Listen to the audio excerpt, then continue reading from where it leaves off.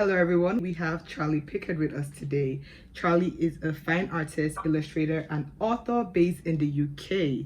Charlie has had his work at various exhibitions, magazines, books, and Charlie has also worked alongside 3dtotal on books like the Anatomy for Artists series and most recently on the Artist Master series, Color and Light. Today we're going to discuss with Charlie on his contribution and if he has any advice for beginner artists or artists who struggle with color and light. So thank you so much for being here. We were talking earlier and I was just gonna say before we begin, as you can see, I have a copy of the Artist Master series here and I love this book. Really, no. Before reading this book, I'm not done. It's a really hefty book, as you can see. But before reading this book, I really always recommended James Gurney's Color and Light to everyone. I told everyone Color and Light was my art Bible. Now that I have this, it's both of them. I'm always Color and Light or the Artist Master series. These two books, solid books. So far, it's so good, and I recommend this to anyone. I recommend this. But before we dive into the book, let's talk a bit about you. Can you tell us a bit about your artistic journey and how you got to where you are today? Sure thing. So I was originally sort of classically trained at a school called the London Atelier of Representational Art. About 10 years ago, well, it's actually about 11 years ago now, I started study seriously in an academic way. I was about 19 when I started. So I've gone the sort of classical route, and I work in galleries and sort of exhibiting work all around. And I was always heavily into the sort of artistic fundamentals because that's how we're trained when I was in those sorts of schools. I was heavily involved in sort of internet forums when I was younger. I got interested in actually graffiti was my original path into art in general. I sort of discovered it when I was 13. I was really into that whole culture. And then through that, I kind of discovered comic books, and I was trying to do that for 2 or 3 years. And then I discovered conceptart.org, the forum, many moons ago. And that was where I sort of first saw that there are really professionals doing it, industry people. And I was sort of inspired by that. And I went to a bunch of life drawing classes in and around London. There's a lot of them. And got to talking to people that worked in those fields. A lot of friends, some of them have written books for you guys as well. Khan Muftik is one who he's a really good friend of mine. I sort of met him in and around life drawing classes and talked to them about where were the best places to study and what were the kind of things to focus on. And a lot of them advised me to kind of go down the classical art atelier route. And I sort of signed up to one of those and sort of haven't looked back. I mean, it's been 10 years. Fully focusing on it, sort of focusing on fundamentals, perspective, anatomy, color theory, all those sorts of things. One of the coolest things for me about art in general is that, it's sort of something I came to later, but it's just the idea that when someone looks at a drawing or painting of yours, it's kind of like they're looking into your mind, your knowledge about things. And what makes a master is it's kind of what they know. Exactly. How many different areas they've studied, and you can see all of them come through in any sort of drawing or painting or anything, which I find sort of fascinating. That's why I love the idea of sort of studying those sort of fundamental topics. Speaking of old masters, what are some of your inspirations? I kind of want to know, every artist is inspired by so many different things. What are some of your inspirations when you create? What comes to mind? I mean, it's interesting because it's sort of too many to name. I mean, all of the normal sort of boring inspirations are inspiring to me. Things like Sargent and Soroya are wonderful, incredible masters that Phenomenal. Oh man, I look at them so much. There's actually a show in London right now which I've just been to recently. It's amazing seeing Soroya works. So a lot of the kind of the Russian sort of academic guys, but really a lot of the people that really inspire me are people. Some of the sort of slightly later people, Klimt is a huge inspiration to me. More in the sense that he had sort of really tackled with a lot of the I'm more inspired by the journey of someone like that, because they sort of had done a lot of the very academic work when they were young, which is what I've been trying to do for a lot of my 20s, and then they sort of moved on to doing more creative work and sort of expanding the expression, and that's what I find really inspiring, like for the long term. I love the idea that you can kind of reinvent yourself through art, throughout your life, and I think it's really, like, what I find a lot inspiring now is kind of like meaningful contributions to the conversation of art, um, in those kind of works, like aesthetic contributions, I suppose. But I'm still super inspired by guys like Sargent and like Ilya Repin or Kramskoy, like fantastic artists. They're really what inspire me in terms of like technical stuff. If that makes sense. Yeah, it definitely does. I was wondering, right? How do you kind of tackle the emotion of, like, like you said, you're really inspired by, like, right now you're focusing on the fundamentals and improving skill sets. So eventually, that's the great thing about art. You can always, like, go somewhere. You can always change your direction. You decide, okay, I want to go into this direction. I want to go into this direction. As long as you have the fundamentals down, you can basically do anything and everything, right? Sometimes that feeling can get overwhelming. Do I go into comics? Do I go into fine arts? Right now you focus in fine arts, but what made you make that final decision? How did you tackle that? How did you come about that? It's interesting. I suppose it's an interesting question. I don't feel like I particularly like it's the area I've sort of landed in. I've had some success, so I keep going that way. I don't feel particularly like I don't feel like I necessarily want to be constricted by that massive, like, because I do illustration stuff around. I do some work in like various things. A lot of my work ends up being gallery stuff at the moment. It's just been an area I've had success in, but really a lot of the view for me has become being sort of my ideal artist, whatever that means. But the idea being that I could kind of like come at any subject and hopefully I would have a sort of unique point of view on it. Like I can tackle it enough. It's kind of exciting for me to try things that are different and like weird. For me, I view it like new creative fields or areas are kind of like fun little challenges. I can like learn how they work and like how to make the best thing within something. So if someone came to me and said, we want to do a big comic thing, I'd be super excited. It's a new area that I can explore. I totally understand you, like, because I'm on the same page. To me, creating art is more about like the expression. I don't really care what I'm doing. Can I express myself? Can I try something fun? How can I apply my knowledge into creating the best piece possible? We can move on to the book, because I am so excited to talk more about this book and your contribution in this book, because like I said, I truly recommend this to anyone. But let me ask you, who would you recommend this book to? Like, I mean, for me, it was sort of anyone that wants to gain a better understanding of color and light. I mean, I really, one of the things I love about the fundamentals and why I focus on them in my teaching is they're kind of applicable to everyone.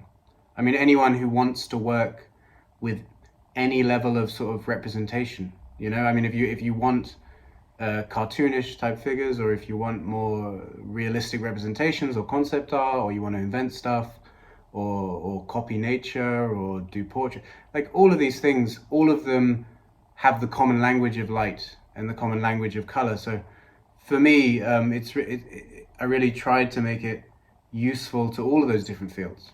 A lot of the language I used was sort of related to 3D software packages, because I think it would be, I think it's a wonderful resource for kind of learning about that stuff. And I think a lot of sort of industry work goes that way. So it's good to have a similar language.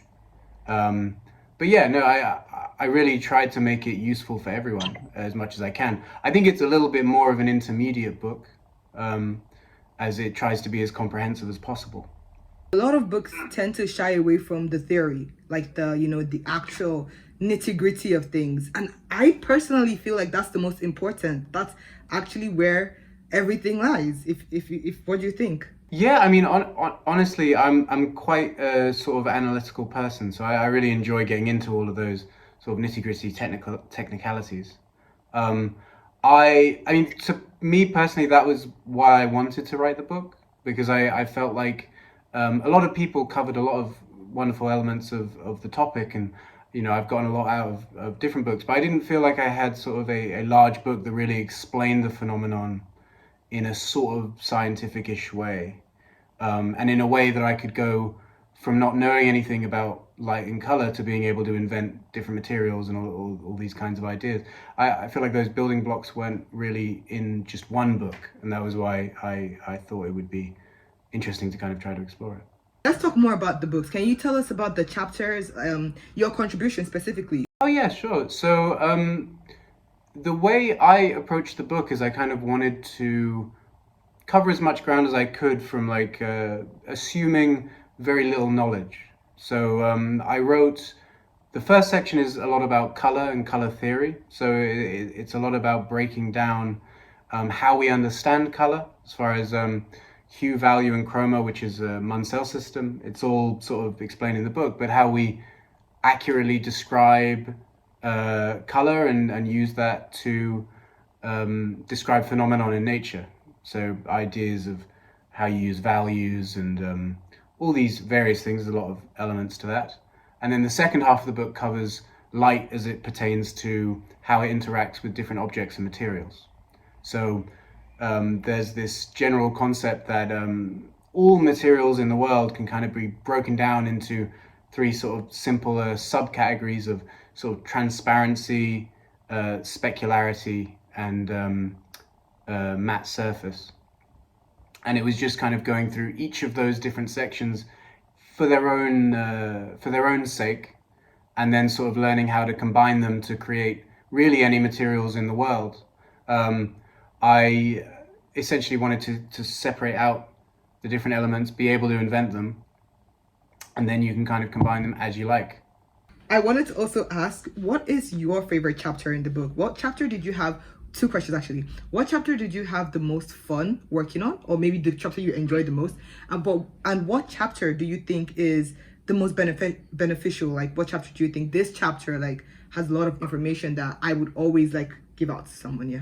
I really enjoyed doing the materials chapters. A lot of the color chapter had sort of been, it's information I was very familiar with. I think for me the most fun, because it required some level of research and really nailing down my ideas, because I already knew a lot of this stuff, but sort of really nailing it down, was ideas on sort of specularity were very interesting chapters for me to sort of fully like revisit, and I really enjoyed doing them. I mean, doing all these sort of illustrations, and there's something magical about working with something and turning it into any material you like.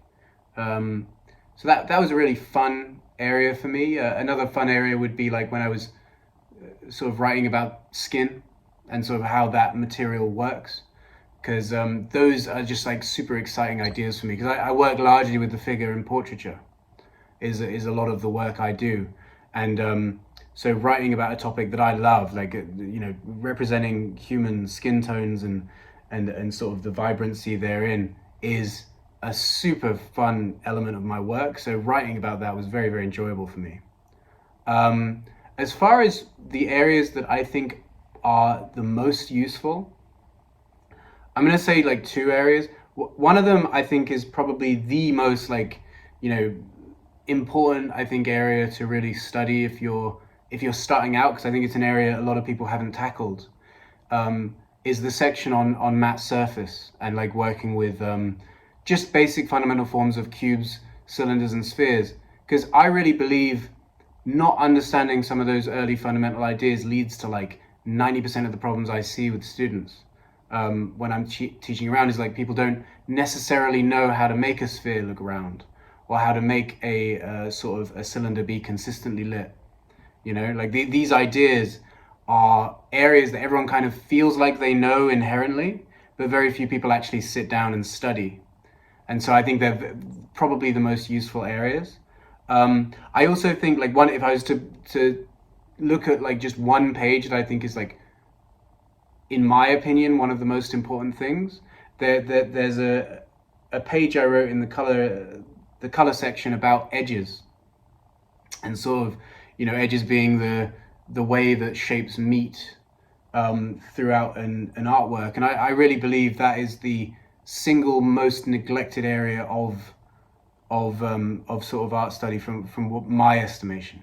Not very many people really properly look into it, and I think it really is the area that studying it really will like explode how your work looks. So that would be my answer for that. I was actually gonna ask, what are some of the most common mistakes you see in students? But I guess you've answered that, so that's fine. So speaking on that, we've talked about the mistakes you see in students. Do you have like any type of maybe practices that can help correct those mistakes? What kind of practice would you recommend? If I was to reduce the whole thing down to like what's the number one practice you can do, if I was to limit myself completely, because there's loads of things you can do, and a lot of it is loads of helpful things you can do as well. But when I'm talking about color and light, I think the single most useful exercise that really helped me when I was studying, and I think it's endlessly useful, is sort of limited time color studies. So the idea of doing a sort of alla prima painting, or a painting that takes maybe an hour, at max maybe 3 hours, just to slap out as many different paintings as possible, and really trying to get a broad sense for the entire scene. An element to that, I would say, is that these things should be, in my opinion, done from life, not from photography. Which I know it's a very common thing that people do from photography. I don't have a problem with that. I don't think it's bad, but I do think cameras and machines sort of make decisions. They sort of take away your ability to make decisions sometimes. So like nature is a very complex arrangement of colors and shapes, and that complexity is sort of simplified by a camera, right?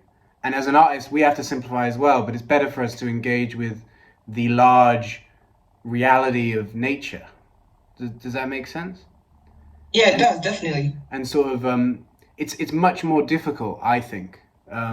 So working from things like, maybe it might be like a simple apple on your desk, or it could be as complex as like a figure model that you get into the studio, or really anything, but just the idea of really consistently working from life and sort of trying to work in a sort of limited time frame to get a broad sense of how the color and light is working in front of you. I think that would be the single most important exercise. I would add an addendum to that as well, that people should also, I think, do very quick studies from master paintings, and that's what will help with that study. So if you're doing like a copy of like a Sargent painting, but you do it in maybe an hour, and I think the limited time is very important. The biggest color mistakes. I mean, if we're talking like more beginner level artists, Yes. I would say sort of the manipulation of value. So value would be like the lightness or darkness of the color. Just for anyone out there who doesn't know, but I assume most people do. But it's it's a general thing. But people really underestimate the importance of value. I think it is, a painting or drawing or any sort of image really rests on its value relationships. And as artists, I think value is probably the most important tool for us as far as designing an image, whether or not you're working with line or flat color or highly rendered work. That simple, so a value statement is probably the single most important thing, I would say, for any artist. And what I see a lot from beginners is a sort of muddled idea of values, so a non-grouped element of them. So what I mean by that is, if we reduce their artwork into just 3 values, it won't really read as an image. It sort of ends up looking busy, or things that should be darks are actually light, or things that should be middles are actually light, or things that should be lights are actually darks, So they might put like a black mark right in the middle of a light area. Does that make sense? Yeah. Yeah, Totally. Pardon? Oh I said yes, totally. I've seen that. Yeah, no, it happens all the time. Or like, some reflected light might be painted completely white. Those kinds of ideas. And I think many artists, and when I get people coming around to my studio to kind of study with me, one of the first things I have people do is work just with 2, maybe 3 values max. And the idea is that you're not allowed to use more than 2 or 3 values. And you can realize that via doing that, you can get a very powerful image. Really a lot of the really powerful artists are able to manipulate values so that they do read in a very simple way. And that's what really allows our work to kind of engage with an audience, to be really powerful, really punch you in the face with the composition and value relationships. So that's what I would say is probably the largest error within color. But obviously that's sort of a problem within black and white color, which I suppose is maybe not necessarily your question. I'm not sure. I mean, technically, the saying that like value does all the work and color takes all the credit. So yeah, no, absolutely. And it's funny because if we talk about like specifically within colors, and like we ignore value for a second, even then I think the way people use values is a very common error. Because what happens very often is people try to use colors outside of their value range. And that is a very common error as well. So they'll try to use too wide of a range where colors don't necessarily work. So for example, dark yellows don't necessarily look yellow. So you need to understand how each color, each hue relates to value. No, exactly. I totally understand. For example, I think where did I read that? When I was studying color as well, I can't remember if this was a while ago. Some colors are more true to their color depending on the value spectrum they're on. So like you said, yellow doesn't necessarily read like yellow anymore when it's darker, and but blue tends to read more like blue when it reads more like gray when it's lighter, right? It's kind of weird. Absolutely, yeah. Because I'm a traditional painter by trade, right? Like that's my main thing. I'm not necessarily. I do work digitally for jobs, but like largely I was trained traditionally. And one of the things with traditional work is the idea of stringing out colors or pigments. And what that is just sort of examining with the palette you have, so with the number of colors you have, what colors look like at different parts of the spectrum. So you might just take red, for example, and add white to it, and you can see what it looks like at different parts of the spectrum. You can then, for example, take that same red and add darker colors to it and see what it looks like at those parts of the spectrum. And what a color chart would just be like stringing out all of the kind of color possibilities within a certain palette, or some people say gamut of colors. Does that make sense? Yes, it does. Sorry, I was muted and I did not notice I was muted. Oh, no worries. Just because of time, to keep the interview concise and not too long, let's kind of wrap up real quick. Do you have any final words, or maybe any like thoughts on the books? Anything you like to say?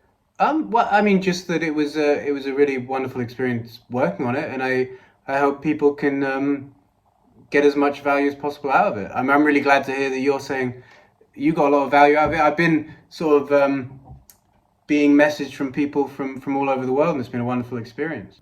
Definitely, it's an amazing book, and like I said, I recommend this to everyone who wants to, get better at color and light, which is probably every artist, if you ask me. I mean, I'm so glad to hear that. Definitely. Thank you so much. Actually, I really appreciate that you take your time to talk with us. I'm really grateful for this conversation. I had so much fun, and I would love to see you contributing in more future books. So, sharing your knowledge, I really love that. Yeah, I would love to, of course. Okay, thank you so much.